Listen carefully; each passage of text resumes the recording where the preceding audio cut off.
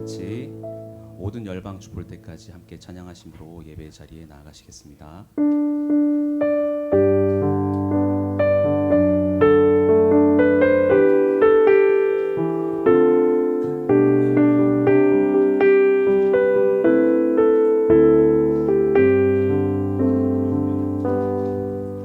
내 눈 주의 영광을 보네. 우리 가운데 계신 주님, 그 빛난 영광 온 하늘 덮고 그 찬송 온 땅 가득해. 내 눈 주의 영광을 보네. 찬송 가운데 서신 주님의 얼굴은 온 세상 향하네. 권능의 발을 드셨네. 주의 영광 이곳에 가득해. 우린 선해 주님과 함께 찬양하며 우리는 전진하리. 모든 열방 주 볼 때까지. 내 눈 주의 영광을 보네. 우리 가운데 계신 주님, 그 빛난 영광 온 하늘 덮고 그 찬송 온 땅 가득해. 내 눈 주의 영광을 보네. 찬송 가운데 서신 주님의 얼굴은 온 세상 향하네. 권능의 발을 드셨네. 주의 영광 이곳에 가득해. 우린 선해 주님과 함께 찬양하며 우리는 전진하리. 모든 열방 주 볼 때까지. 주의 영광 이곳에 가득해. 우린 선해 주님과 함께 찬양하며 우리는 전진하리. 모든 열방 주 볼 때까지.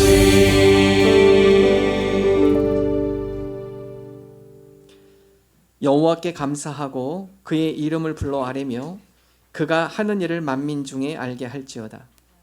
그에게 노래하며 그를 찬양하며 그의 모든 기이한 일들을 말할지어다. 그의 거룩한 이름을 자랑하라. 여호와를 구하는 자들은 마음이 즐거울지로다. 아멘. 하나님 감사합니다. 거룩한 주일 마음과 정성을 다하여 하나님을 예배합니다. 하나님, 우리의 마음을 기뻐 받아 주옵소서. 예배하는 각 사람 가운데 주님 임재하여 주옵소서. 예수님 이름으로 기도합니다. 아멘. 주님 한 분만으로 나의 모든 것 되신 주님 찬양하며 함께 나아가시겠습니다.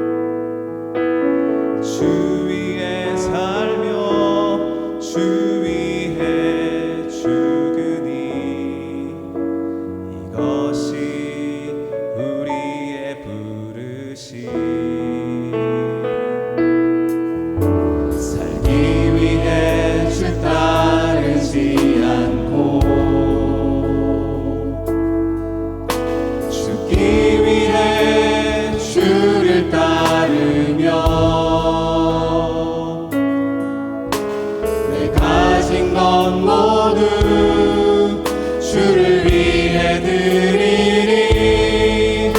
주님의 일 행하시옵소서.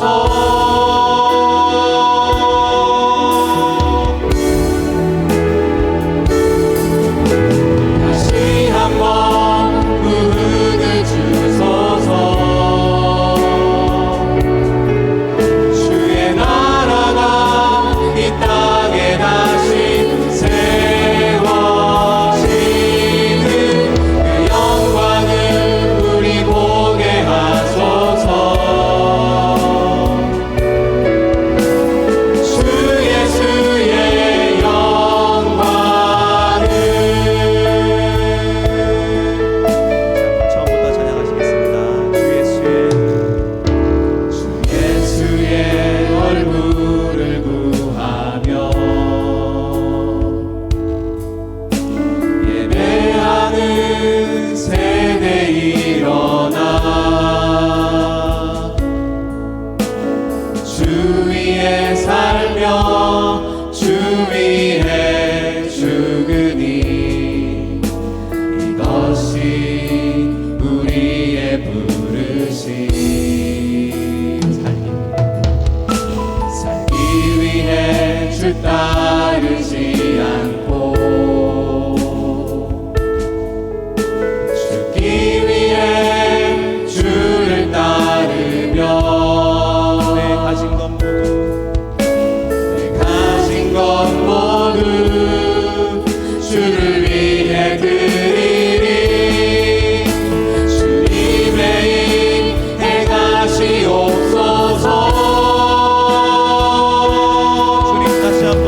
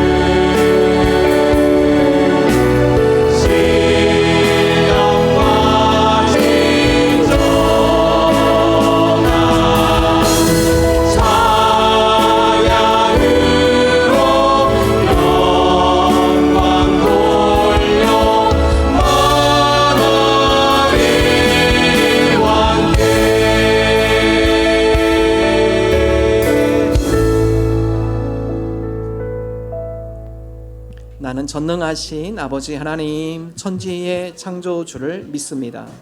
나는 그의 유일하신 아들 우리 주 예수 그리스도를 믿습니다.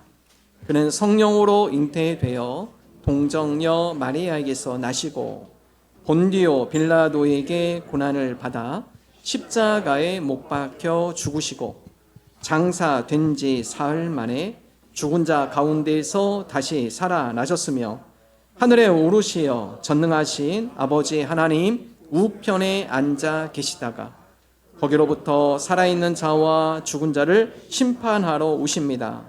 나는 성령을 믿으며 거룩한 공교회와 성도의 교제와 죄를 용서받는 것과 몸의 부활과 영생을 믿습니다. 아멘. 너희 안에 이 마음을 품으라. 곧 그리스도 예수의 마음이니 그는 근본 하나님의 본체시나 하나님과 동등됨을 취할 것으로 여기지 아니하시고 오히려 자기를 비워 종의 형체를 가지사 사람들과 같이 되셨고 사람의 모양으로 나타나사 자기를 낮추시고 죽기까지 복종하셨으니 곧 십자가에 죽으심이라. 이러므로 하나님이 그를 지극히 높여 모든 이름 위에 뛰어난 이름을 주사 하늘에 있는 자들과 땅에 있는 자들과 땅 아래에 있는 자들로 모든 무릎을 예수의 이름에 꿇게 하시고 모든 입으로 예수 그리스도를 주라 시인하여 하나님 아버지께 영광을 돌리게 하셨느니라. 아멘. 아멘. 함께 합심으로 기도합니다. 하나님, 우리가 이 세상에 살지만 이 세상에 속한 자가 아니라 하나님의 나라 백성으로 하나님의 나라와 의를 구하는 하나님의 백성으로 살아가게 하여 주옵소서. 하나님이 오늘부터 장로 선거가 진행이 됩니다. 은혜롭고 순적한 장로 선거 되게 하시고 하나님 앞에 충실한 일꾼이 선출되게 하여 주옵소서. 어려움을 당한 교우들이 있습니다. 건강, 가정, 직장, 사업, 물질 등 하나님 믿음으로 승리하게 하여 주옵소서. 합심으로 기도합니다. 하나님 아버지 감사합니다. 하나님의 백성, 하나님 자녀 삼아주시는 감사합니다. 하나님 나라를 하나님의 의를 구하는 주의 자녀들이 되게 하여 주옵소서.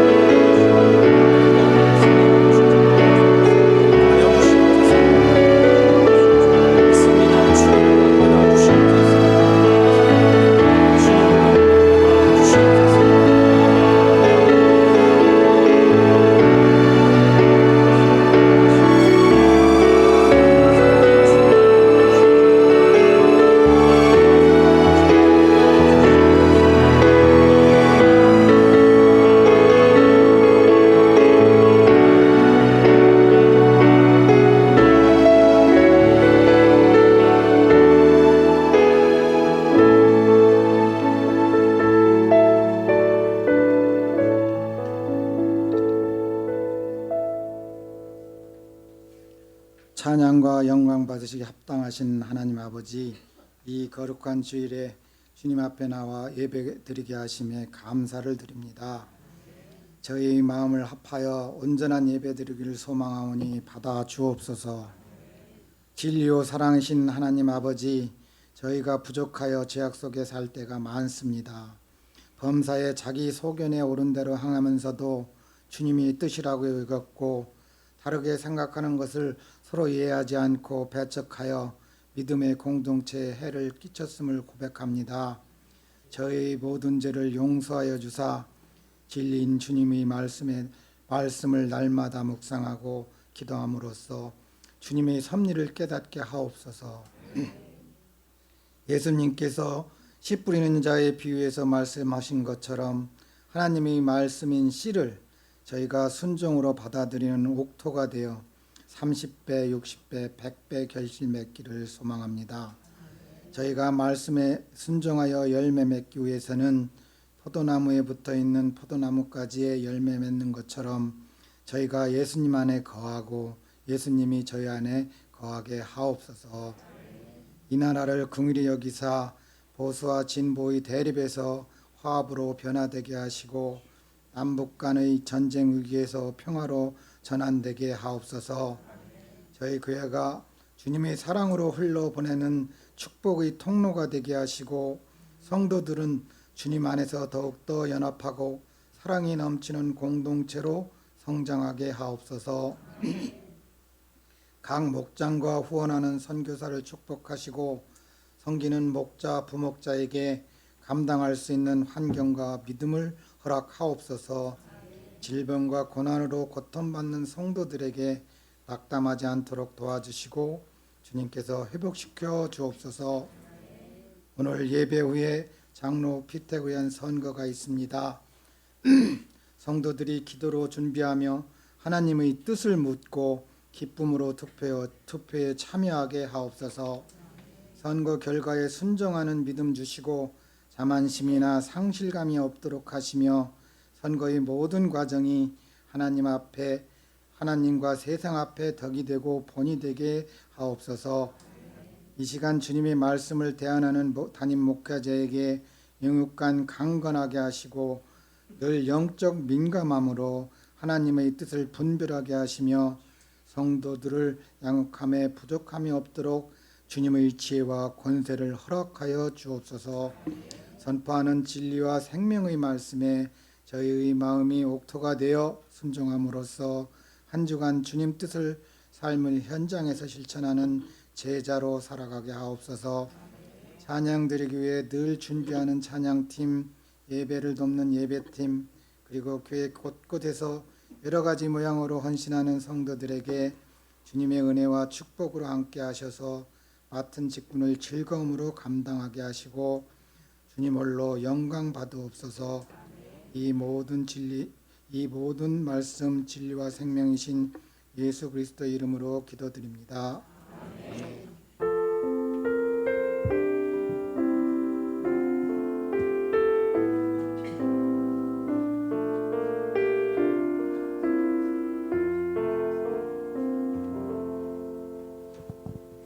하나님 말씀 마가복음 4장 1절에서 9절 말씀 한 절씩 교도하겠습니다.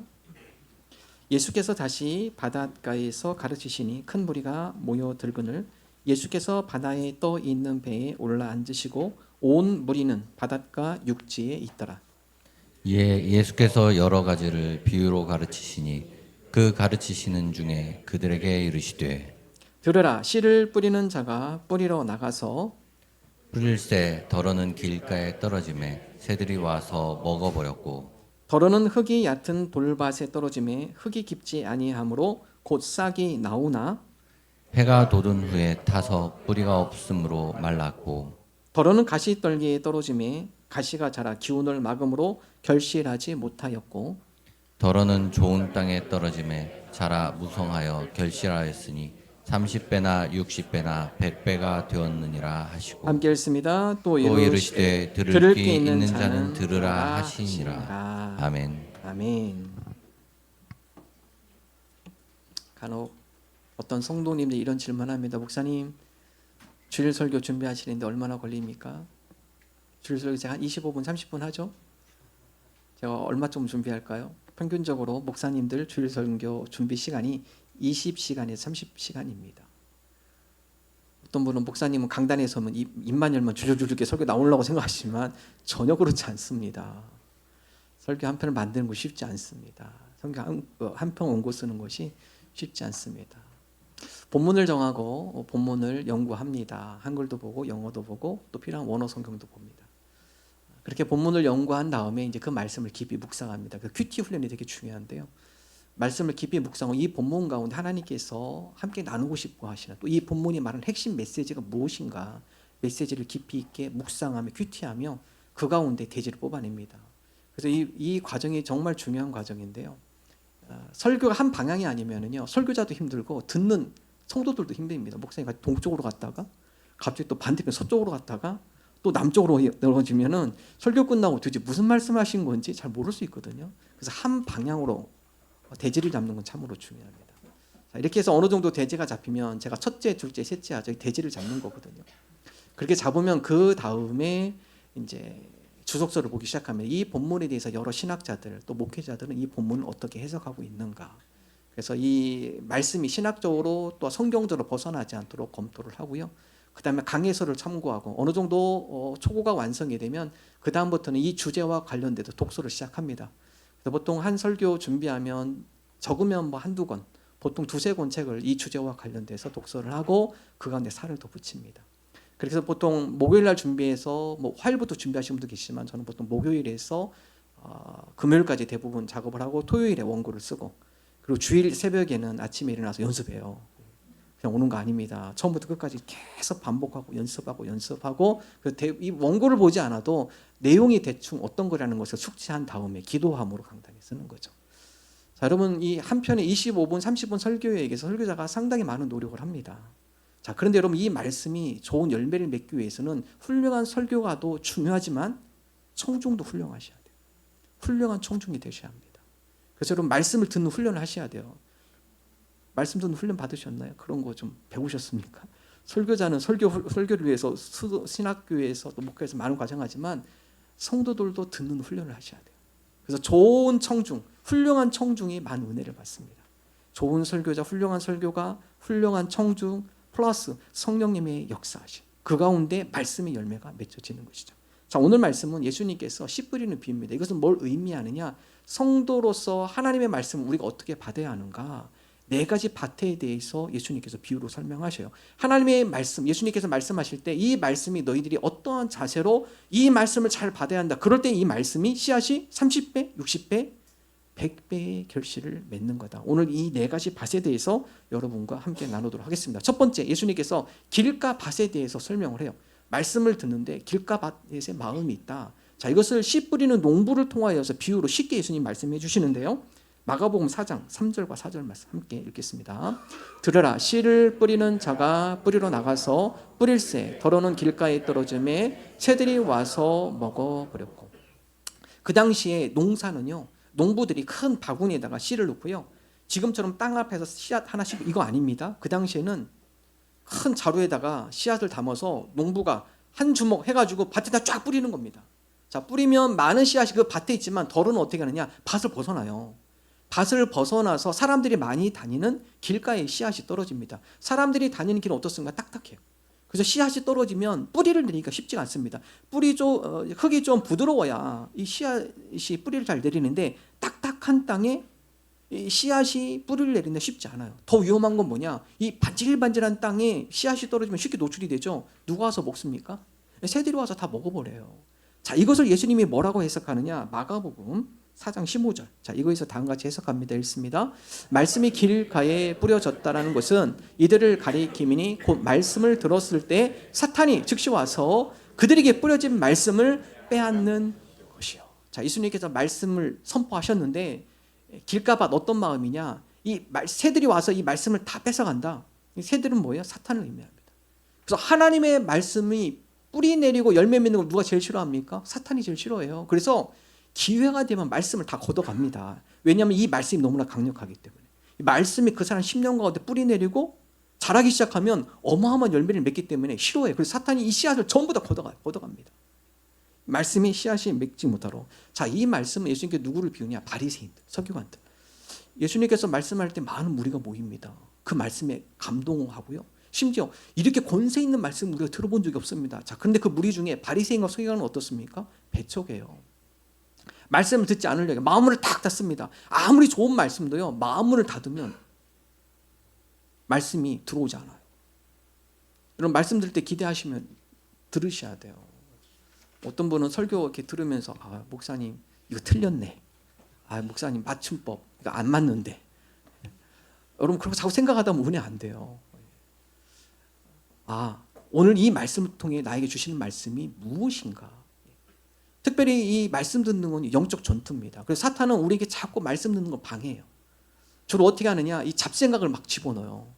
그래서 이게 찬양도 잘하고 은혜롭게 잘하는데 이 말씀 시간만 되면 갑자기 머리가 복잡해지시는 분들이 있어요. 여러 생각이 막 오고 가고요. 심지어 어떤 분은 말씀 들을 때 갑자기 아이디어가 더 떠올라요. 그런 분들이 있어요. 말씀 들을 때. 말씀에 집중하지 않고 자꾸 딴 데 새나갑니다. 새나갑니다. 여러분, 이거 영적 전투입니다. 그래서 말씀을 들을 때는 집중하셔야 돼요. 집중. 보면은 뭐 과거에 있었던 일, 자세히 생각하면 별게 중요한 거 아니에요. 어떻게 보면은 꼭 이 말씀 시간에 생각 안 해도 될 일들이야. 근데 꼭 이렇게 말씀을 들여다보면 과거 있던 일이 막 떠오르고요. 또 당장 그 예배 끝나고 빨리 가서 해야 할 일들이 떠오르고요. 또 빨리 당장 좀 해야 할 일들이 급하게 막 떠오르고요. 그래서 말씀 듣는 걸 방해해요, 사탄은. 왜냐하면 이 말씀의 씨앗이 그 사람의 심령 가운데 심겨지면 놀라운 역사가 일어나거든요. 그래서 이런 말씀 듣는 거 영적 전투입니다. 전투에 집중하셔야 돼요. 하나님, 오늘 주님께서 목회자를 통해 우리에게 주시는 말씀을 기대하며 사모하며 나갑니다. 기대하셔야 돼요. 또 사탄은 어떻게 방해하느냐? 이 깊이 잠들게 합니다. 말씀 시간에 깊은 잠을 주무시도록. 전 감사한 거는 우리 교회에 그런 분들이 없어요. 제가 보면 주무시는 분들이 없지만 종종 기도 시간 되면 조금 졸다가 말씀 시간에 본격적으로 조시는 분들이 있어요. 거기에 꾹꾹 하시는데 어떤 목사님이 교우들 가운데 설교 시간마다 조는 교훈이 있었어요.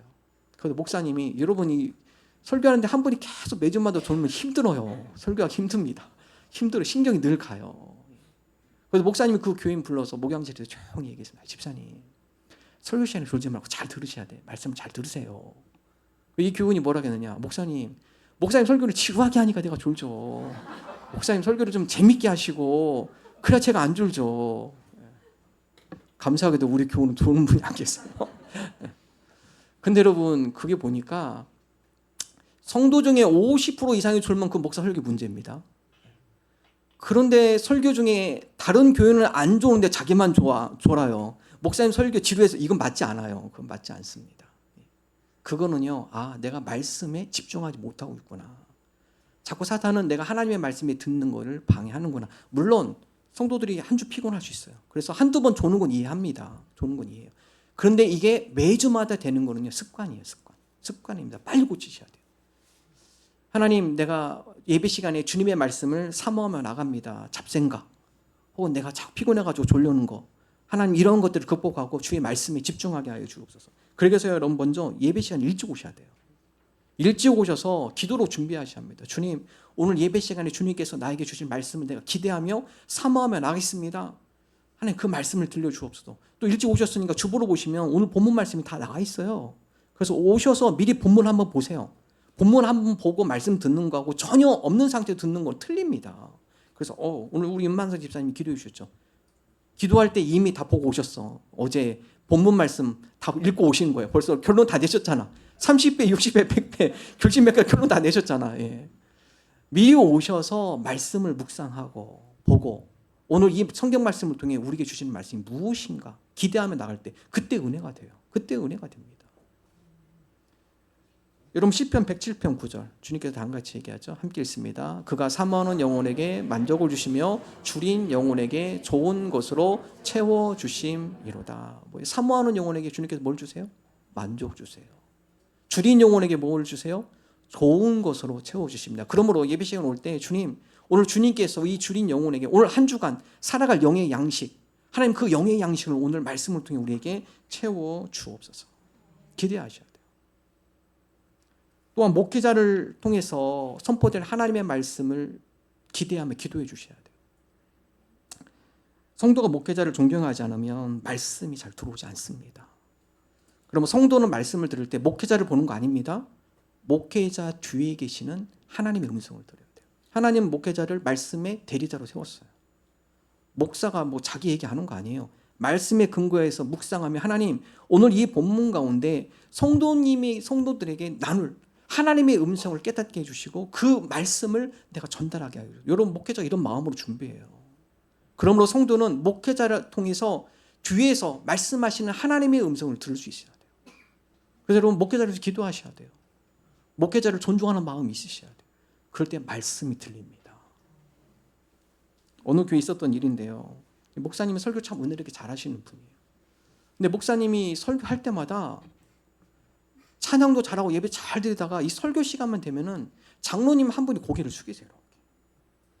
그래서 뭐 그러려니 싶었어요. 그런데 이게 시간이 지나면서 매주마다 그러세요. 장로님이 매주마다 다 찬양하고 은혜하다가 설교 시간만 되면 고개를 이렇게 숙여요. 그래도 뭐 하는가 해서 이렇게 좀 알아봤어요. 장로님 뭐 하시나 봤더니 성경을 읽으세요. 그래서 이 본문 성경을 읽나 이렇게 자세히 살펴보라 해보고 보니까 그날 본문 성경 본문도 아니에요. 또 목사님이 이 설교 시간에 주신 그런 본문도 아니에요. 그러니까 본인이 읽었던 그 패턴대로 성경을 혼자 이렇게 읽으시는 거예요. 그러니까 나중에 알고 보니까 왜 그런가. 이 장로님이 목사님의 감정이 상한 일이 있어요. 그러다 보니까 그걸 어떻게 표출하느냐. 설교 시간에 고개를 숙여가지고 성경을 읽는 거죠. 여러분 그거는 바람직한 행위가 아니에요. 목회자를 바라보는 게 아니라 목회자 뒤에 나에게 주시는 하나님을 바라보셔야 합니다. 설교에 대한 불만을 품어서 설교자를 세우신 하나님의 음성을 듣지 못한다면 결국 누가 손해죠? 본인이 손해입니다. 자꾸 사단은 그렇게 해서 하나님의 말씀이 그 심령 가운데 들어오는 걸 어떻게 해요? 방해합니다. 방해해요. 그래서 하나님 우리 가운데 이런 길가의 밭. 여러분 목회자도 실수할 수 있습니다. 사람이에요. 그렇기 때문에 약점이 있을 수 있어요. 근데 그것 때문에 그게 너무나 부각돼서 말씀이 안 들어온다? 그러면 그 성도의 손해입니다. 하나님 비록 연약한 부분도 있지만 그러나 목회자를 하나님께서 세우셨고 그 목회자 이들을 통해서 하나님께서 우리에게 말씀하시니 그 하나님의 음성을 내가 듣기를 원합니다. 여러분 그럴 때 마음밭이 변하고 하나님의 말씀이 내 심령 가운데 들어오는 거예요. 하나님 우리가 그러한 믿음의 자세로 나아가게 하여 주옵소서. 두 번째 돌밭입니다. 자, 씨앗을 뿌렸는데 몇몇이는 돌밭에 떨어졌어요. 자, 마가복음 4장 5절 6절 함께 읽겠습니다. 더러는 흙이 마가복음 4장 5절 6절 읽습니다. 더러는 흙이 얕은 돌밭에 떨어짐에 흙이 깊지 아니하므로 곧 싹이 나오나 해가 돋은 후에 타서 뿌리가 없으므로 말랐고. 자, 씨앗을 뿌렸는데요. 이스라엘은 석회암이 많습니다. 근데 이 씨앗을 뿌렸는데 이 돌 위에 흙이 약간 있는데 씨앗이 뿌리를 내리다가 이 돌에 부딪힙니다. 결국 어떻게 되죠? 뿌리를 못 내려요. 수분을 흡수하지 못합니다. 해가 뜨니까 나중에는 수분을 흡수하지 못한 이 싹이 말라서 타버려서 죽어요. 죽습니다. 자, 이것에 대해서 예수님께서 다음같이 해석하죠. 마가복음 4장 16절 17절 함께 읽습니다. 또 이와 같이 돌밭에 뿌려졌다는 것은 이들을 가리킴이니 곧 말씀을 들을 때에 즉시 기쁨으로 받거나 그 속에 뿌리가 없어 잠깐 견디다가 말씀으로 인하여 환난이나 박해가 일어나는 때에는 곧 넘어지는 자요. 자, 말씀을 들었어요. 그때는 기뻤습니다. 자, 그런데 이 교회의 문을 나가는 순간 확 변했습니다. 자, 우리가 이것을 뭐라고 표현하느냐? 이제 냄비 신자, 그렇죠? 예배 시간에 말씀 들을 때 아멘, 그렇게 살아야지. 근데 이렇게 마음의 예배실에서 결단했는데 교회 문 밖을 나가는 순간 이렇게 살면 안 될 것 같다. 이렇게 하면 내가 손해 볼 것 같다. 세상의 방식대로 다시 가죠. 여러분 그러면 말씀의 열매는 맺혀지지 않습니다. 하나님의 말씀을 받았어요. 그러면 그 말씀을 갖고 하나님 이 말씀을 내가 세상 가운데 적용하며 살아가겠습니다. 자, 히브리서는 다음같이 표현해요. 말씀이 믿음과 결부돼야 합니다. 말씀이 믿음과 결부될 때 그때 변화가 일어나는 거예요. 히브리서 4장 2절 함께 읽겠습니다. 그들과 같이 우리도 복음 전함을 받은 자이나 들은 바 그 말씀이 그들에게 유익하지 못한 것은 듣는 자가 믿음과 결부시키지 아니함이라. 우리 마가복음 4장 16, 17절 읽었나요? 예.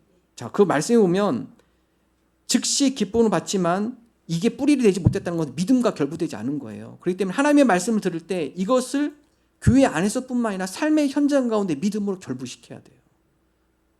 그럴 때 그 말씀이 뿌리를 내리고 자라고 열매를 맺게 돼 있죠. 말씀을 삶 가운데 적용하라는 거죠. 그래서 주님께서 오늘 이 예배 시간, 설교 시간에 주신 이 말씀을 내가 내 가정 삶 가운데 적용하겠습니다. 이 말씀을 나의 직장과 삶의 현장 가운데 이 말씀을 내가 도전하며 이 말씀 가운데 순종하며 이 말씀을 따라 살아가겠습니다. 그럴 때 변화가 있습니다. 말씀 들었는데 이거 말씀 가지고 살면 안 될 것 같아? 교회에서는 신앙이지만 밖에 나가서는 신앙이 아니면 말씀의 믿음의 열매는 맺히지 않는 것이죠. 고난이 올수록 힘든 일이 있을 때마다 우리가 주님 앞에 더욱더 가까이 나가야 돼요. 왜 그렇습니까? 그 고난을 이길 힘이 말씀에서 시작이 되기 때문에 그렇습니다. 예수님 다음같이 얘기하죠. 염려하지 마. 세상의 고난 그것이 너희를 이기지 못해. 왜냐하면 내가 이미 세상을 다 이겼기 때문에. 내가 세상을 다 이겼기 때문에 나와 함께한 너희들도 세상을 이길 수 있어. 요한복음 16장 33절 함께 읽습니다.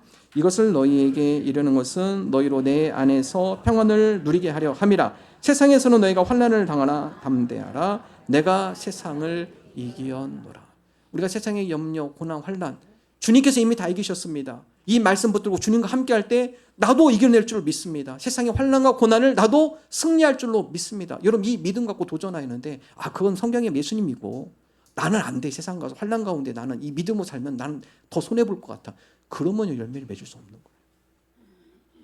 여러분 이 돌밭을 극복하기 위해서는요. 말씀 대생임이 중요합니다. 자, 마태복음 14장에 보면 예수님께서 오병이어의 기적을 행하십니다. 이 제자들이 기고만장해졌어요. 봐. 이런 스승 봤어? 이분의 제자야 우리가. 물고기 2마리, 빵 5개. 이걸 5,000명을 먹였잖아. 너 이런 분 봤어? 이분의 제자들이 우리야. 우리 잘 봐도. 기고만장한 제자들을요. 예수님이 빨리 배에 태워가지고 갈릴리 호수 건너편으로 옮기며 교만해질까 봐 빨리 가라 합니다. 예수님은 산에 올라가서 기도하시죠. 자, 여러분 제자들이요. 뱃사람들입니다. 호수를 잘 알아요. 그 시대는 바람이 불지 않을 때예요. 근데 성경에 보면 밤 사경에 밤 12시부터 새벽 3시에 갑자기 바람이 불기 시작, 돌풍이 불기 시작합니다. 어부들여서 배를 탔기 때문에 어느 정도 다 이겨낼 수 있는 사람들이에요. 그러나 그 돌풍은 그 어부인 제자들도 감당이 안 돼요.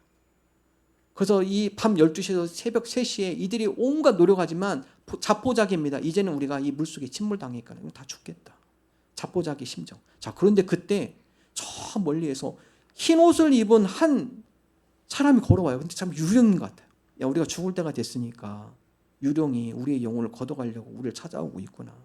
근데 가까이 와 보니까 유령이 아니라 예수님이었어요. 예수님이 다같이 얘기합니다. 제자들한테 얘야 안심해라. 내니 두려워하지 마라. 제자들이 너무나 기뻤죠. 예수님이 이 배에만 오신다면 우리는 살아. 더 이상 이 침몰대가 하지 않아. 안정감을 찾는 가운데 베드로가 뜬금없이 당한 것이 얘기해요. 주님 원하시면 나로 하여금 무리를 걸어오라 명하소서. 그럼 내가 나가겠습니다. 예수님이 뭐라고 하죠? 베드로야 나와라. 여러분 베드로는 상당히 도전 정신이 있는 사람이에요.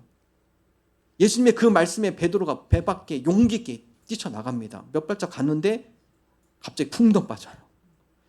예수님을 바라볼 때는 빠지지 않아요. 근데 베드로의 시선이 어디로 가느냐? 주님을 바라보러 가다가 바람이 세게 부니까 바람 쪽으로 시선을 바뀌는 순간 두려움이 엄습하고 물에 빠져버립니다.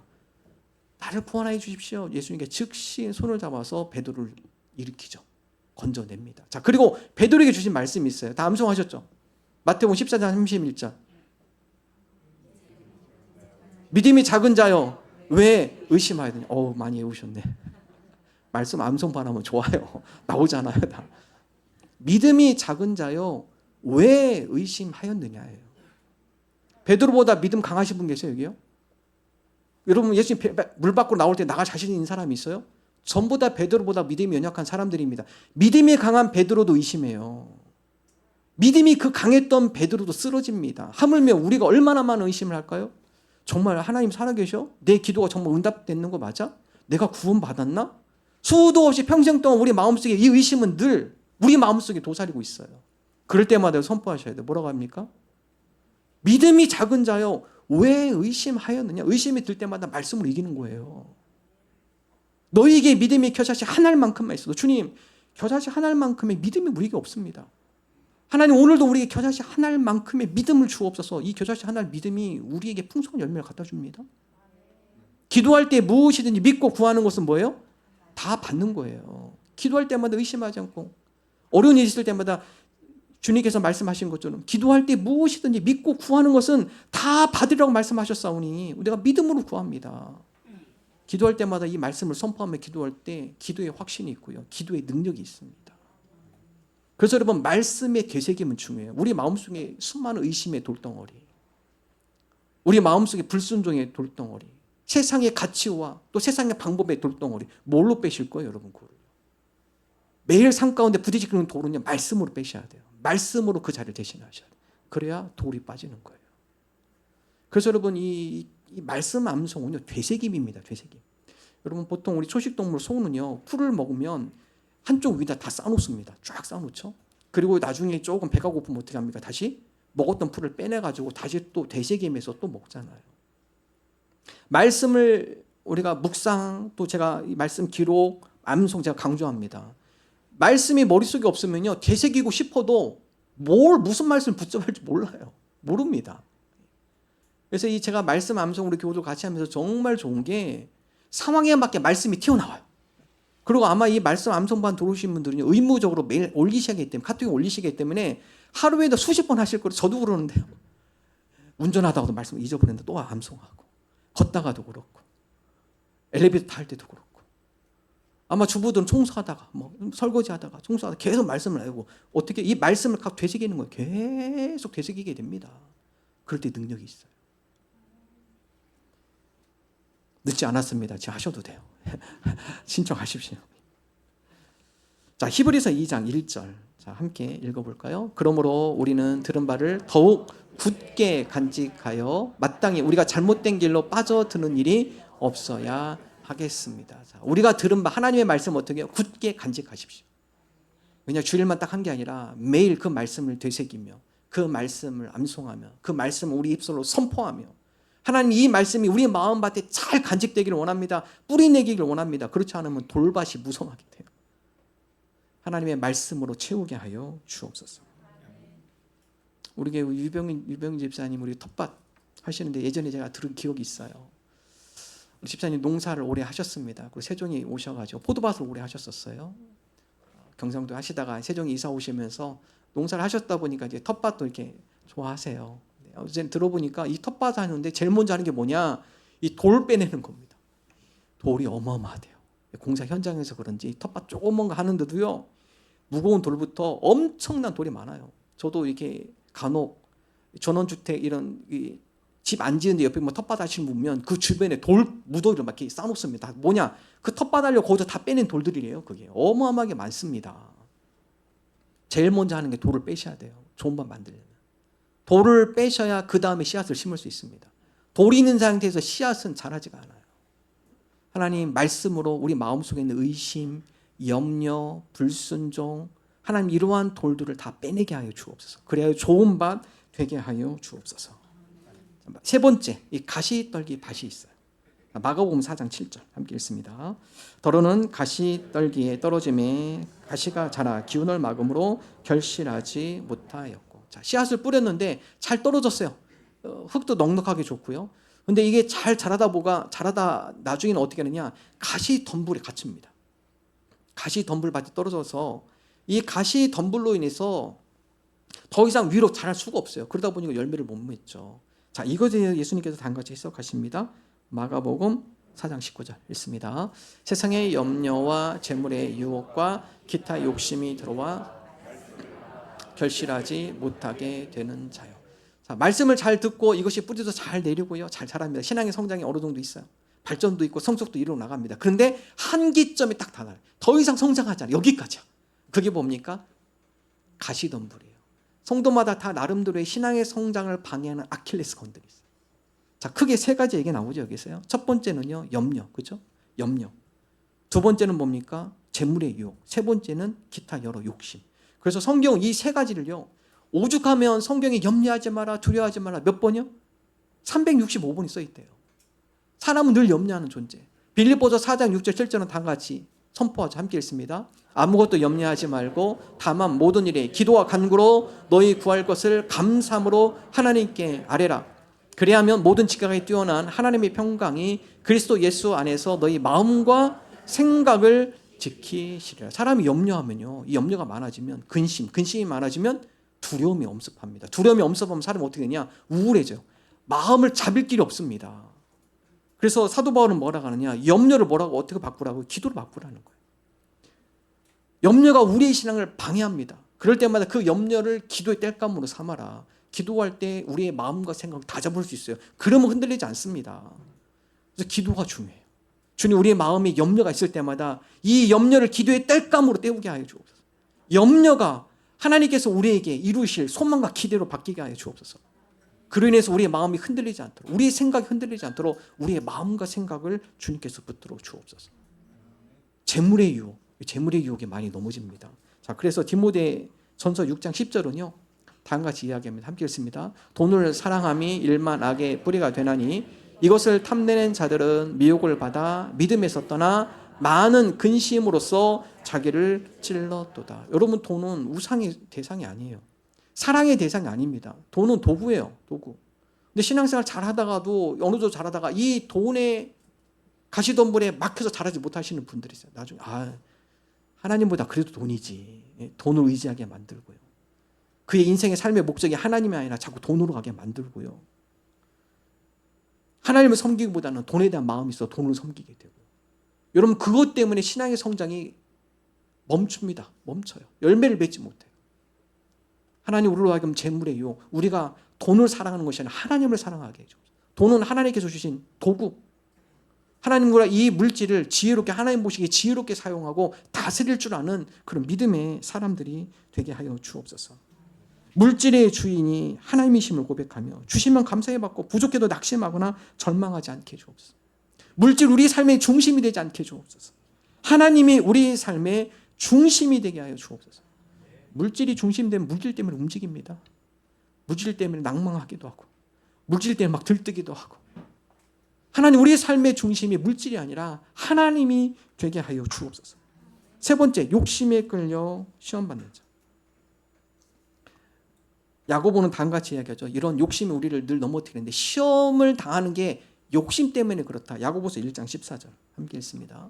오직 각 사람이 시험을 받는 것은 자기 욕심에 끌려 미혹 때문에. 많은 성도들이 시험 받는 것 중에 하나가 자기 욕심이에요. 욕심. 여러분, 사도 바울이 오죽하면 내가 매일 십자가 앞에서 내가 매일 못 박힌다.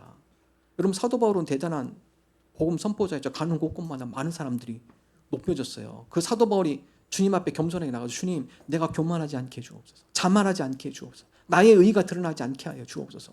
그래서 내가 매일 내 자아를 십자가에 못 박고 내가 드러나는 것이 아니라 누가요? 내 안에 그리스도께서 드러나게 하여 주옵소서. 여러분, 신앙생활 잘하다가요 욕심에 사로잡혀서 자기 의를 드러내고 싶고, 신앙생활 잘하다가 또 자기 하나님의 영광을 가로서 자기가 영광 받고 싶고, 여러분 성장이 없습니다. 그러면 하나님과 신앙생활함에 있어서 나를 통해 하나님의 영광, 하나님의 의가 드러나는 그런 도구로 우리가 사용되게 하여 주옵소서. 마태복음 13장에 보면 알곡과 가라지 비유가 나오는데요. 농부가 밭에다가 씨앗을 뿌렸습니다. 그런데 이 농부를 싫어한 한 동네의 원수가 밤에 몰래 와가지고 가라지 씨앗을 그 밭에다 똑같이 뿌렸어요. 처음에는 자랄 때는 몰라요. 쌍이 날 때는 비슷합니다. 근데 어느 정도 자라고 추수할 때가 돼 보니까요. 여러분, 알곡은 어떻게 되죠? 알곡은 이 이삭을 맺기 때문에 무거워서 고기를 숙입니다. 근데 가라지는 이 열매가 없으니까 어떻게 삐쭉 나와요. 쭉 자랍니다. 이 농부의 하인들이 와가지고 주인님, 보니까 가라지가 너무 많은데요? 이 가라지를 지금 가서 뽑을까요? 주인 얘기합니다. 놔둬. 가라지 뽑다가 알곡도 다친다. 그냥 놔둬. 추수 때가 됐을 때 알곡은 따로 모아서 곳간에 모아놓고 가라지는 어떻게 해요? 다 불에 살라라. 여러분, 이 비유를 하며 예수님께 이 비유를 해석하며 다음과 같이 얘기하죠. 의인들은 자기 아버지 나라에서 해와 같이 빛나리라. 여러분, 성도는요, 이 세상 가운데 내가 인정받지 못하더라도 우리는 누구한테 인정받는 거죠? 하나님께 인정받는 거예요. 하나님 아버지 앞에서. 하나님, 내가 이 세상에서 인정받지 못하더라도 하나님 앞에 인정받으면 내가 그걸로 만족합니다. 하나님, 내가 이 세상에서 좀 부족하면 어떻습니까? 아버지의 나라에서 내가 해와 같이 빛나기를 소망합니다. 하나님, 내가 이 세상에서 보상받지 못하더라도 하나님 아버지의 나라에서 하나님께서 보상해 주실 걸로 믿습니다. 그래서 성도는 지금 이 세계에 머무는 것이 아니라 하나님 아버지의 나라, 그곳 가운데 하나님께서 의인들은 아버지 나라에서, 자기 아버지 나라에서 해와 같이 빛나리라고 약속하셨사오니 하나님, 우리가 그 아버지 나라에 그러한 상급과 은혜를 우리가 바라보며 나갑니다. 이게 겸손한 신앙입니다. 이거 다음 주 거예요. 암송. 이번 주 신청하신 분은 이거부터 하시면 됩니다. 의인들은 자기 아버지 나라에서 해와 같이 빛나리라. 하나님, 우리가 이런 의인들이 되게 하여 주옵소서. 마지막 네 번째 좋은 밭입니다. 마가복음 4장 20절. 함께 읽습니다. 좋은 땅에 뿌려졌다는 것은 곧 말씀을 듣고 받아 30배나 60배나 100배의 결실을 하는 자녀라. 자, 누가복음 이걸 좀 더 쉽게 해석합니다. 예수님이 다 같이 해석해 주셨죠. 읽습니다. 좋은 땅에 있다는 것은 착하고 좋은 마음으로 말씀을 듣고 지키어 인내로 결실하는 자녀라. 자, 첫 번째 마음밭을 어떻게 해야 돼요? 좋은 땅은요, 착하고 좋은 마음. 길가봐, 돌짝봐, 가시덤 무덤 빼내야 돼요. 자, 그 다음에 어떻게 합니까? 두 번째, 말씀을 첫 번째 듣고 지키고 인내하셔야 돼요. 씨 뿌렸다고 다음날 열매 맺힙니까? 봄이 지나고 여름이 지나고 때로는 태풍도 지나야 하고 가을이 됐을 때, 시간이 오래 지났을 때 그때 그 씨앗은 열매를 맺는 거죠. 하나님의 말씀의 씨앗도 마찬가지입니다. 오늘 심기한 씨앗이 당장 내일 열매 맺는 거 아니에요. 이 말씀을 붙들고 삶 가운데 적용하며 순종하며 인내로 이 말씀을 붙들고 말씀 가운데 살아갈 때 하나님의 때, 그 인나는 과정 가운데 하나님의 때에 말씀의 씨앗의 열매가 우리 가운데 맺힙니다. 어느 목사님이 교회에 새로 부임했습니다. 첫 설교에 많은 교우들이 기대를 했어요. 근데 목사님 설교를 너무 잘하셨어요.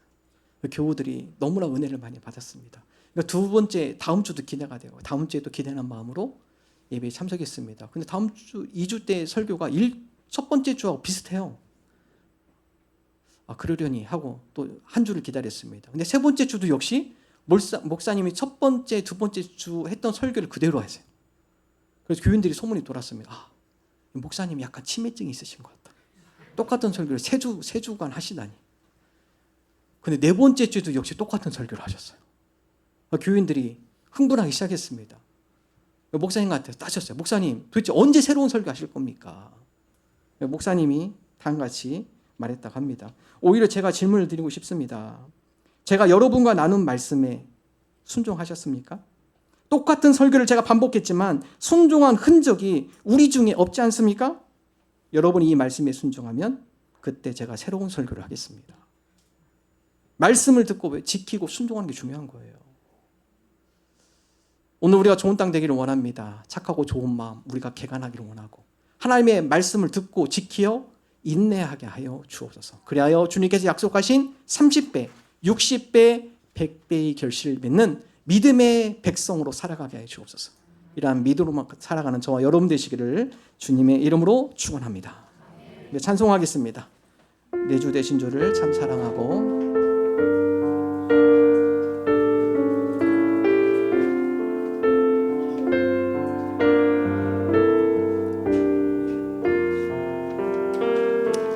내 주 되신 주를 참 사랑하고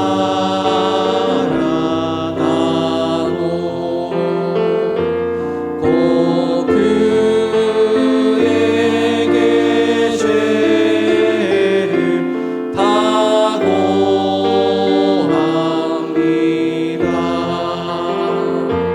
그는